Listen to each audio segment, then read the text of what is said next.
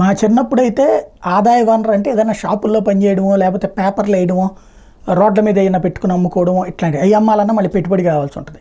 అప్పుడు అవకాశాలు ఉండేవి కాదు. పెట్రోల్ బంకులో పోయాలని ఇప్పటికి మళ్ళీ అవకాశాలు దొరికేది. ఇప్పుడైతే ఎక్కడ పడితే అక్కడ అవకాశాలు. కానీ యూత్ అది కాకుండా మేము కూర్చునే ఉద్యోగాలు చేయాలనుకోవడం వల్ల ఎదురవుతున్నటువంటి సమస్య. వాస్తవంగా ఇవాళ రోజున భారతదేశంలో 15,000 నుంచి 18,000 రూపాయల డెలివరీ బాయ్స్ ఉద్యోగాలు బోలెడు.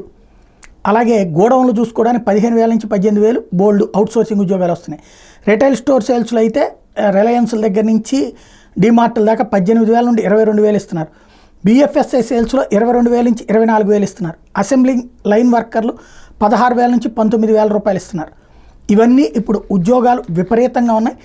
7 లక్షల గిగ్ వర్కర్ల అవకాశం ఉంది ఈ దేశంలో present. E commerce logistics top ఉంది. గత ఏడాదితో పోలిస్తే 15 నుంచి 20% పెరిగింది. పండగల వేళ విపరీతంగా హైరింగ్ చేసుకుంటున్నారు.